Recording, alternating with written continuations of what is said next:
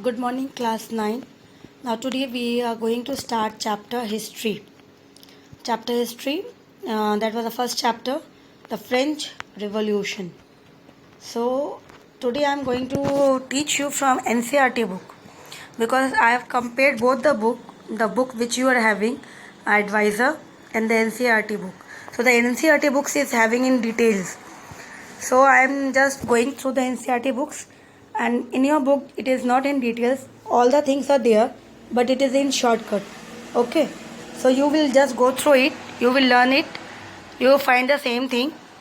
So it's better we should start from this NCERT book. So for that reason I have chosen the NCERT book to give you that total history of the French Revolutions, which is in details. It's good if you understand it in details the history, then it will be easy to learn also.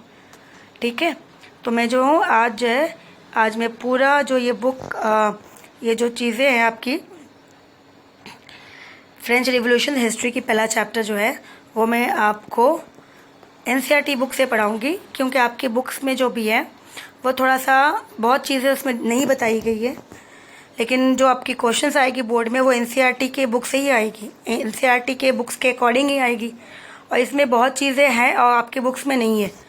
तो मैं history वाली जो chapter है मैं NCERT के books के through ही पढ़ा रही हूँ। शुरू करूँगी अभी। तो आप ये मत क्वेश्चन ये नहीं सोचना कि मैडम ने ये पढ़ाया क्यों, वो पढ़ाया नहीं, वो ईजी था, लेकिन बेटा आपको डिटेल्स पढ़ना ज़रूरी है, क्योंकि पेपर जो है वो बोर्ड से आएंगे तो इसमें प्रॉब्लम हो जाएगी, फिर वो पोर्शन फिर लगेगा कि हमने तो पढ़ा नहीं था, फिर क्वेश्चन कैसे आ गया। तो इसीलिए हम इसी बुक से अभी हिस्ट्री पढ़ते हैं। बाकी तो मैं कंपेयर करती हूँ, कंपेयर करने के बाद पढ़ाती हूँ कि किस में सबसे अच्छा किस में लिखा गया कंटेंट। ठीक है, तो we will start the topic today, the French revolution. What is the meaning of revolutions? Revolutions means हम जब रिवॉल्ट करते हैं, रिवॉल्ट क्यों करते हैं, किसके खिलाफ करते हैं? गवर्नमेंट के खिलाफ हो या फिर सोसाइटी के खिलाफ हो, किसी के खिलाफ भी हम जब रिवॉल्ट करते हैं इसके पीछे कोई रीज़न होता है, कॉजेज़ होता है ना। तो वो चीज़ें हम देखेंगे कि why the people of French they revolted to bring some changes. वो क्यों रिवॉल्ट कर रहे थे, विद्रोह? क्योंकि वो चीज़ें सिस्टम को चेंज करना चाह रहे थे, जो चल रहा था सिस्टम वो सही नहीं था, इसके लिए उसको चेंज करना था। ठीक है, तो देखते हैं। देखो अब स्टोरी ध्यान से सुनना, मैंने इसलिए कहा कि ये चैप्टर बहुत अच्छी है अगर आपने सही से डिटेल्स में ध्यान से सुना। सो 14 जुलाई 1789 this is the history of France, जहाँ पे ये इस दिन वहाँ पूरा का पूरा हिस्ट्री चेंज हुआ। जैसे हमारा 1947 जो है we become free from the British rule, हम इंडिपेंडेंट हुए। तो इसी तरह से ये वाला जो इनका रूलिंग जो इन्होंने रिवॉल्ट ब्रेक डाउन हुआ, मतलब शुरुआत हुई, यहाँ पे रिवॉल्ट शुरू हुआ। So the city of Paris was in a state of alarm. तो ये जो कहानी इंट्रोडक्शन है ना, इंट्रोडक्शन जो हम अभी पढ़ रहे हैं, ये इंट्रोडक्शन जो है ये कहीं ना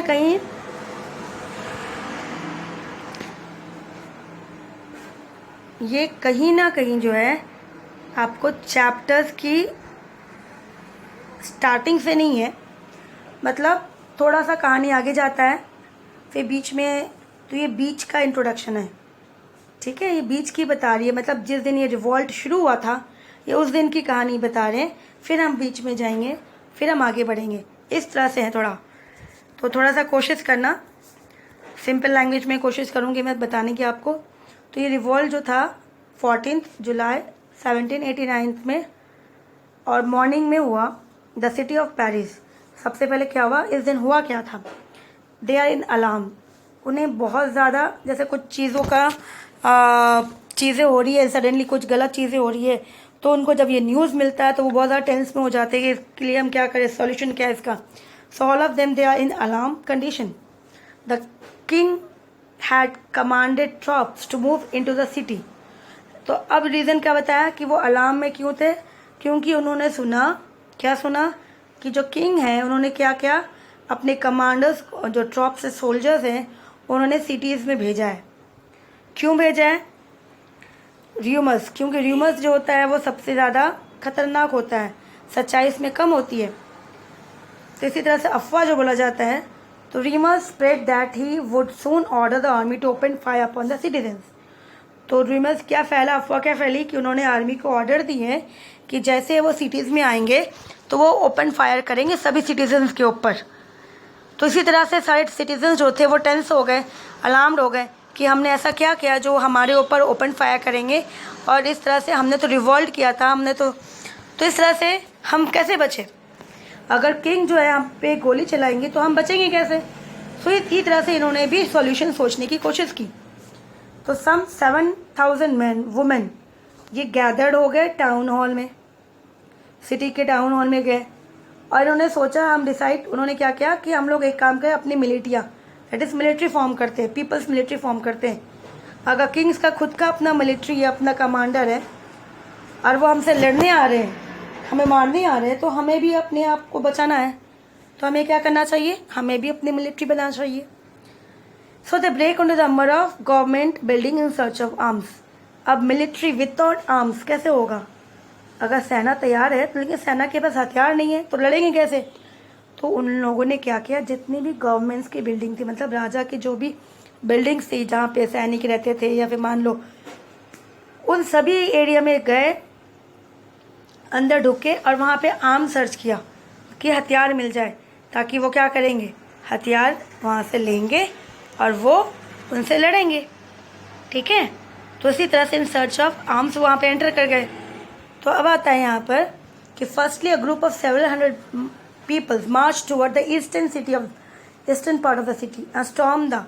तो उन्हीं 7,000 में से कुछ ग्रुप्स जो थे 100 ऑफ पीपल्स, वो मार्च करते हुए कहाँ तक पहुँचे? ईस्टर्न पार्ट, सिटी के ईस्टर्न पार्ट में गए, और वो वहाँ पे एक फोर्ट्रेस प्रिजन था, मतलब एक महल को जिसने उन्होंने, किंग ने क्या बनाया उसको, एक कैदी जेल खाना बना दिया था। उसमें वो दम सडनली अटैक किया, तोड़ के स्टॉर्म, जैसे जैसे बादल गिरती है, कोई इन्फॉर्म नहीं करता कि वो गिरने वाला है, सडनली हो जाता है। सो दे स्टॉर्म्ड द फोर्ट्रेस प्रिजन। उसी तरह से वो लोग भी सडनली इस तरह से स्टॉर्म अंदर गए, और उस नाम क्या था फोर्ट्रेस प्रिजन का? Bastille, where they hope to find. तो उनको लगा कि अगर वो जहाँ पे कैदियों को रखते तो सब जाहिर है कि there must be some arms and ammunitions. तो दे फाइंड होर्डेड एमुनेशन, वहाँ पर उनको बहुत कुछ मिला। In the armed fight that followed, जहाँ पे देखा गया कि अब वो भाई क्या था, वो प्रिजनर था, तो वहाँ पे मोस्टली कौन होंगे? जेल खाने में कैदी के साथ साथ जेलर भी होंगे, सोल्जर्स भी होंगे, तो उनके साथ भी उनकी मुठभेड़ हुई। कमांडर ऑफ द बेस्टाइल जो था, ही वॉज बिन किल्ड, लोगों ने उसको मार दिया, और जितने सारे कैदी थे, प्रिजनर जो थे, उन सभी को उन्होंने रिलीज कर दिया। दो देर ओनली, लेकिन देखा गया कि कितने लोग थे, कैदी कितने थे? 7 थे, उनको वहाँ के लोगों ने उनको छोड़ दिया। Yet the Bastille was hated by all, लेकिन फिर भी लोग जो थे इस बेस्टाइल को बहुत गंदे तरीके से देखते थे। क्यों? कोई भी जेल खाने को, कोई भी जेल को अच्छी नज़र से नहीं देखता है, गंदी नज़र से ही देखता है, बिकॉज उसे क्या लगता है कि जो किंग है वो अपनी मनमानी करता है और पनिशमेंट करने के बाद वहाँ भेज देता है। तो इसी तरह से it was a symbol of despotic power. Despotic power means जहाँ पे वो अपनी हुकूमत अकेला, रूड, क्रूल होके अपनी ही मनमानी करता है, वैसी रूल की वो छवि बनता है, जिसके लिए उन्होंने इसको हटाया। द फोर्ट्रेसेस वॉज डिमोलाइज्ड, तोड़ दिया गया लगभग, and its stone fragments were sold in the market to all. और जो चीज़ें थी सोवियस, जिस तरह से कहा गया, जो भी चीज़ें थी तोड़ने के बाद, स्टैचू थी, फ्रेम्स था, उसके स्टोन्स थी, मार्केट में बाद में उससे क्या किया, सोवरेन मीन्स ऑक्शन में लगा दिया गया। ठीक है ना, और लोगों ने उसको एज अ सोवरेन मतलब यादगार, सोवरेन मीन्स यादगार के रूप में रखा, कि इससे पता चलेगा कि इस दिन उसे देखने से समझ में आएगा कि लोगों ने क्या किया, लोगों ने रिवॉल्ट किया था अपनी राइट्स के लिए। ठीक है, the day that followed saw more राइटनिंग both in Paris and the country sides. उसी दिन और उसके दिन के बाद लोगों ने एक बार क्या हो जाता है उनके पास, जब देखते कि इन्होंने ये सारा काम किया और उनकी साहस बढ़ जाती है, लोगों की हिम्मत बढ़ जाती है। तो उसी तरह से पेरिस के आसपास की जगहों में भी लोगों ने मारपीट दंगा शुरू कर दिया। जिनके क्यों? राइट्स मतलब मारपीट दंगा करना। ऐसा क्यों? क्योंकि लोगों के पास खाने के लिए भी कुछ नहीं था, गरीब भूखे मर रहे थे और पैसे वाले राजा के पास कमी नहीं थी खाने के लिए। तब जाके गरीबों ने इस तरह से काम किया। Most people way protesting against the high price of bread, क्योंकि और जो थोड़ी बहुत चीज़ें मार्केट में मिल रही है वो बहुत महंगी मिल रही है, तो गरीब अफोर्ड नहीं कर सक रहे थे। Much later when historians look back, तो जब हिस्टोरियंस ने इस कहानियों को देखा, इसके ऊपर देखा, they saw it as a beginning of change of events, कि ये जो था एक बिगनिंग था। 14 जुलाई जो थी 1789 ये एक बिगनिंग था, क्योंकि वहाँ पे लोगों ने, उनके पास क्या आ गई थी, now they have that power, उनके साहस आ गई थी कि now we can do it, हम कर सकते हैं, हम लड़ सकते हैं। तो इसी तरह से हिस्टोरियंस ने उसे कहा that was a beginning, a chain of events, एक के साथ दूसरा होता गया। Lead to the execution of the France, और जिसके कारण राइट से शुरुआत हुई तो लोगों ने राजा तक को बदल दिया, फ्रांस के राजा को ही चेंज किया। तो most people at the time did not anticipate this outcomes, शुरुआत में सभी लोगों ने इसमें भाग नहीं लिया था, लेकिन धीरे धीरे जिस तरह से ये शुरू होता गया, आगे बढ़ता गया, लोगों ने भाग लेना भी शुरू किया था। ना how and when this happen, तो ये जैसे हमने कहा कि ये हमारा इंट्रोडक्शन है, ये हमने अभी पढ़ा कि उस दिन वहाँ पे हुआ कि राजा ने ऑर्डर दिया तो लोगों को लगा, र्यूमर्स फैला, तो लोगों ने अपने आप में लड़ने के लिए तैयारी कर ली, अपनी मिलिट्री बनाई, फिर अपने लिए क्या ढूंढा उन्होंने, अपने लिए आर्म्स एंड एमुनेशन ढूंढने के लिए वो कहाँ पे गए, फोर्ट्रेस प्रिजन बेस्टाइल में गए। फिर उन्होंने वहाँ पे बेस्टाइल्स के जो कमांडर्स को मारा, 7 प्रिजनर्स को रिलीज़ किया। फिर बेस्टाइल को क्या किया उन्होंने, डिमोलाइज कर दिया, उसके फ्रैगमेंट स्टोन्स को, जो भी चीज़ें थी उन्हें सोवरिन किया, और लोगों ने उसको अपने घर पे as a that was as a sovereign to keep it in, just to show that something has been happen on that day, एक निशानी के तौर पे लोगों ने उसे अपने पास रखा। ऑक्शन के थ्रू उसे बेचा गया। ठीक है, आगे बढ़ते हैं। ये पिक्चर है, आपके बुक में भी होगी, लेकिन आपकी बुक में थोड़ा सा ना ब्लैक एंड वाइट है, थोड़ा सा एकदम डार्क पोर्शन है, दिख नहीं रहा है, क्योंकि इन्होंने इस बुक से कॉपी की है ना, इसके लिए इस तरह से वहाँ पर आ रही है। तो दैट वाज अ बेस्टाइल, ये बेस्टाइल का पिक्चर है कि लोगों ने किस तरह से तोड़ फोड़ किया, इस तरह से ये बेस्टाइल का पिक्चर है, प्रेजेंट बेस्टाइल। ठीक है, देखो यहाँ लिखा हुआ है, दिख रहा है ना आपको, soon after the revolution of the Bastille. तो ये उस वक्त जो था बेटा, वो फ़ोटो तो नहीं खींच सकते थे, कैमरा तो नहीं था, तो ये चीज़ें क्या है, it was a painting made by the painters. Painters ने जब बेस्टाइल की दशा हुई थी तो आर्टिस्ट ने उसे अपने कैनवस के थ्रू उसको लोगों को समझाने की कोशिश की कि ऐसा हुआ था। यहाँ पर देखो लोग किस तरह से दंगा लेके, हथियार लेके सारे खड़े थे। ठीक है, अब हम मूव करेंगे, हमने इंट्रोडक्शन पढ़ा, अब हमारा सब टॉपिक पहला आ रहा है। क्या है सब topic? French society during the 18th century. तो अब हम बिगनिंग करेंगे, चैप्टर का बिगनिंग करेंगे। तो सबसे पहले कि फ्रेंच सोसाइटी उस समय जो थी फ्रेंच की, वो कैसी थी, क्या था, लोग कैसे रहते थे, वो देखेंगे। तो उससे पहले आगे हम ये देख लेते हैं, यहाँ पर ये जो टेबल्स है, ठीक है, ये टेबल थोड़ा छोटा कर देते तो आपको पूरा क्लियर दिखेगा। आपके बुक में भी शायद हो ये टेबल्स। अब ये देखो,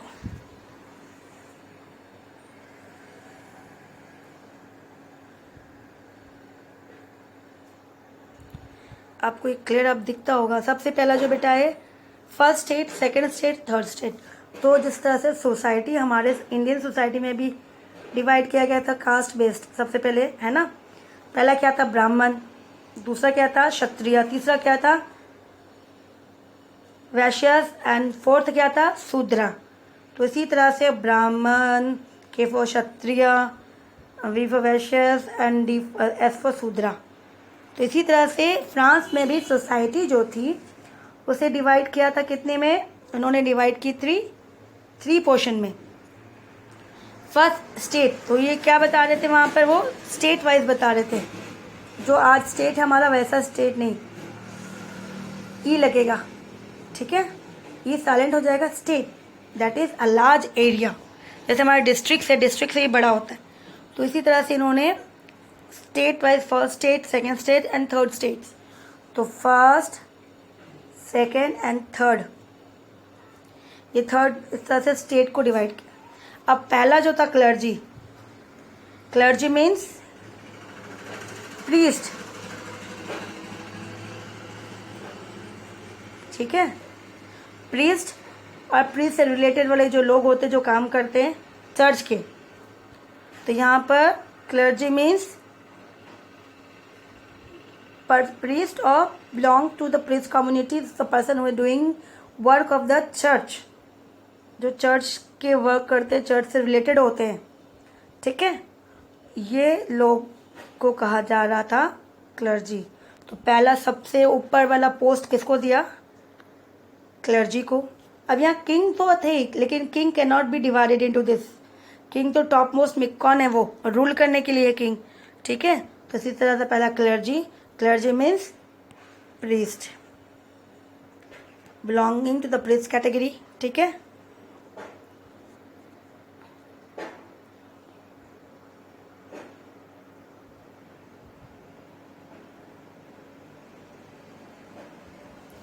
nobility, noble, nobility means noble people, rich people, rich people.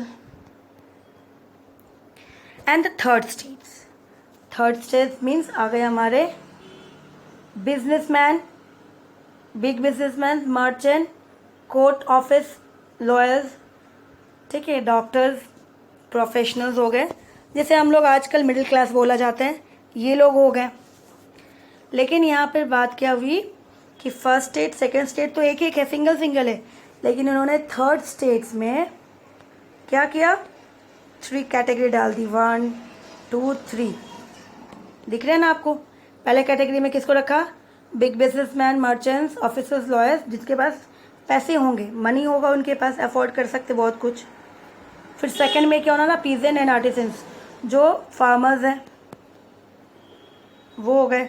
और तीसरे वाले में कौन है? तीसरे वाले में जो है स्मॉल पीजेंट्स, मतलब ये पीजेंट्स हो गए जो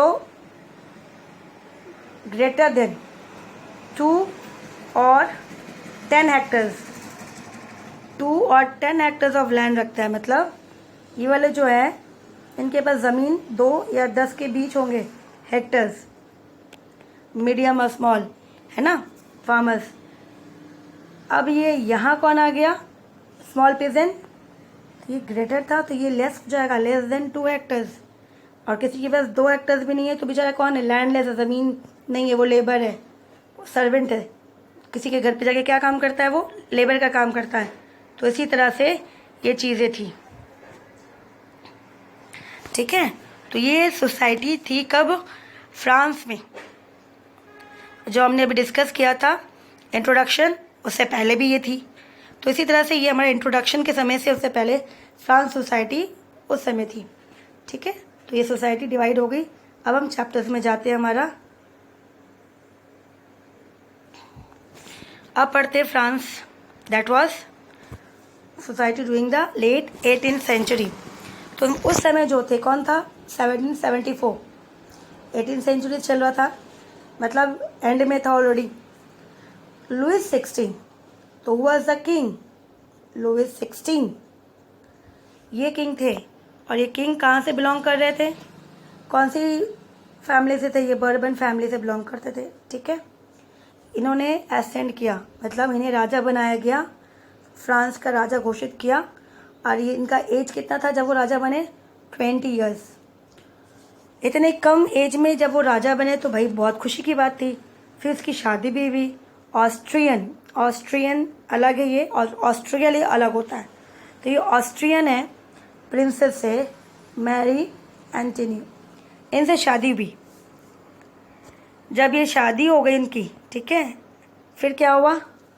ही got married, got throne, ascended हुआ, मैरिड हो गए, मैरी से marry upon a succession of the new king. लेकिन जब उन्होंने राज्य संभाला तो जब उन्हें पता चला कि भाई खजाना जो है एन एम्प्टी ट्रेजरी, ट्रेजरी जो है किंग का वो टोटल क्या है, खाली पड़ा है। तो ये कैसे हो गया, खाली कैसे हो गया, ट्रेजरी कैसे खाली हो गया? कारण इसके पीछे है, because upon his succession long year of war has drain the financial resource of France. France की अच्छी खासी लड़ाई चली इससे पीछे, इनके जो पूर्वज थे, इनके जो फोर फादर्स थे, इन्होंने लड़ाई लड़ी थी, तो जिसके कारण जो था ट्रेजरी जो थी खाली होती गई, ठीक है ना। फाइनेंशियल रिसोर्स जो था वो धीरे धीरे ख़त्म होता गया। इसके साथ साथ added to this was the cost of maintaining an extravagant courts at the minimum palace of Versailles. तो यहाँ पे इसके साथ साथ क्या बताया गया, एक तो वॉर में पैसा खर्च हुआ, फिर इतना बड़ा राजमहल, इतना बड़ा राज्य को चलाने के लिए क्या चाहिए, बहुत ज़्यादा पैसा चाहिए होता है। तो जो पैलेस है उनका नाम क्या, पैलेस ऑफ वर्सेलीज, उसके पैसे बहुत ज़्यादा लगते हैं, नौकर चाकर, खाना पीना, इतना उनकी जो स्टेटस है उसको मेंटेन करने के लिए। साथ साथ अंडर लुइस 16 जब वे था, France help the 13 American colonies. France ने किसके अंडर में, लुइस 16 के अंडर में फ्रांस ने अमेरिका को हेल्प किया। जब America as an United State of America नहीं बोल के 13 अमेरिकन कॉलोनीज के नाम से, जो आज हम लोग जानते हैं अमेरिका को यूनाइटेड स्टेट्स ऑफ अमेरिका, वो उस समय नहीं था। उस समय वो था 13 कॉलोनीज के नाम से अलग अलग। और किसके अंडर में था ये, ब्रिटिश उसके ऊपर रूल कर रहा था।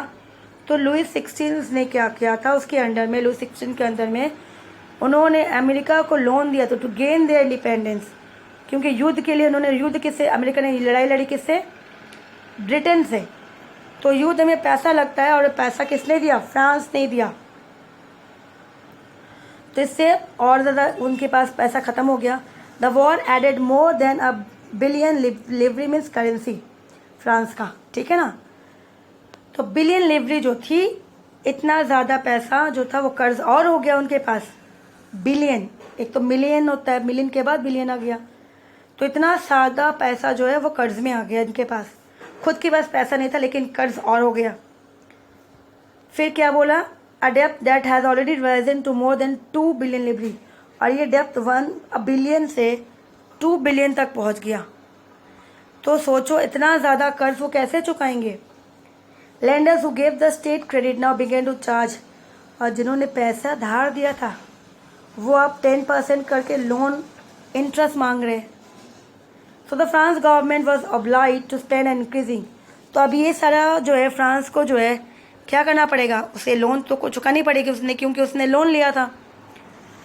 अब ये पैसे कहाँ से लाएगा, तो फ्रांस ने क्या किया, फ्रांस के पास एक ही था कि वो क्या करेगा, the France government also obliged to spend an increasing percentage of its budget. तो उसका जो बजट था on interest payment a loan to meet its regular expenses such as the cost of maintaining the army, court, running government office, universities, state was forced to increase।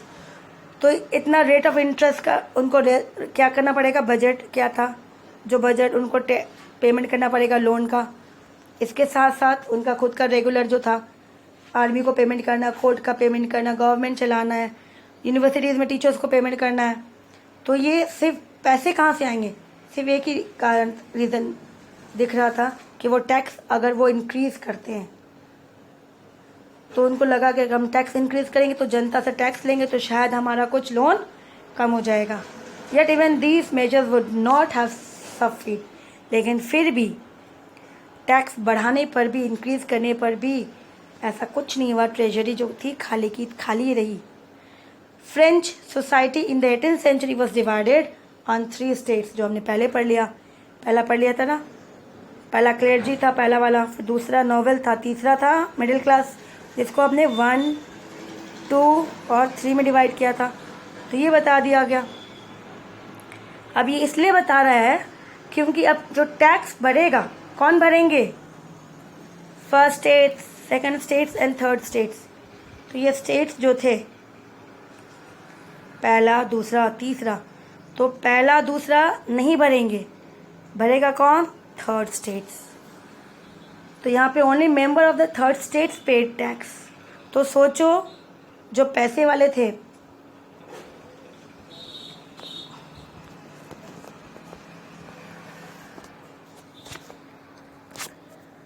जो पैसे वाले थे, ठीक है, जो पैसे वाले थे, कौन थे पैसे वाले? First states clergy, second nobility. इन्हें मना कर दिया, they are not going to pay tax. Tax कौन देगा? थर्ड देगा टैक्स। तो हमने क्या देखा था कि जो थर्ड स्टेट्स था वो कौन थे बेटे? वो मिडिल क्लास वो थे, मिडिल क्लास वाले थे। और मिडिल क्लास में भी हमने देखा था, मिडिल क्लास के थर्ड वाले में जब हमने कैटेगरी किया था 1 2 3, तो पहला, दूसरा, तीसरा, पहले वाला ही जो था उसके पास पैसा था, है ना, पहले वाला ही जो था उसके पास पैसा था, सेकंड वाले के पास थोड़ा बहुत पैसा था, थर्ड वाले के पास तो एकदम ही नहीं था। तो बेचारे गरीब जो थे अब वो पैसा देंगे, तो ये सचमुच बहुत बड़ी बात थी। The society of state was part of the federal system also that dated back to the middle age. कहा गया जो स्टेट थी, सोसाइटी जो स्टेट वॉज डिवाइड किया था वो लगभग फेडरल, मतलब हिंदी में इसको बोलते हैं ज़मींदार, जो ज़मींदार प्रथा थी, लैंडलॉर्ड जिसके पास बहुत ज़्यादा ज़मीन होते हैं और रूल करते थे, वो उस सिस्टम से चली आ रही थी। मतलब जो बेचारे थर्ड स्टेट्स के लोअर पीपल थे ना, लेबर, तो वो उनको क्या करेंगे, उनके फ्री में उनके यहाँ पे काम करेंगे, तो उसके बदले उनको थोड़ा सा खाना पीना मिल जाएगा। तो इस तरह से इतना बैकडेटेड इस तरह से सिस्टम चल रहा था यहाँ पर। The term old regime is usually use to describe the society and institute of French before 1789। तो जो वर्ड है ओल्ड रिजिम्स, ये वर्ड ओल्ड रिजिम्स है, जिसका मतलब क्या डिस्क्राइब करा? सोसाइटी। ये ओल्ड सिस्टम जो था ये कब तक था? बिफोर 1789। क्योंकि हमने क्या देखा, 1789 में क्या हुआ? रिवॉल्ट, ठीक है। तो इसी तरह से ये कहा जा रहा है कि ओल्ड रिजिम, दैट पीरियड जहाँ पे हमने स्टेट्स को देखा, डिवाइड किया इन्होंने, पहला, दूसरा, तीसरा, टैक्स सिस्टम अलग था। तो ये जो फेडरल सिस्टम जो सब प्रेशराइज कर रहे थे लेबर के ऊपर, ये सभी सिस्टम जो थे ओल्ड रिजिम्स बिफोर 1789, ठीक है। तो आज तक हम अब तक यहाँ करेंगे। अब इतना ही जो है आप अपने चैप्टर के पहला पेज पढ़ लेना, तो आपको समझ में आ जाएगा कि लगभग एक जैसा ही है, लेकिन वहाँ पे थोड़ा डिटेल्स नहीं है। हमने जो पढ़ा वो डिटेल्स में था, ठीक है। हम नेक्स्ट डे इसके आगे जाएंगे। Till then take care.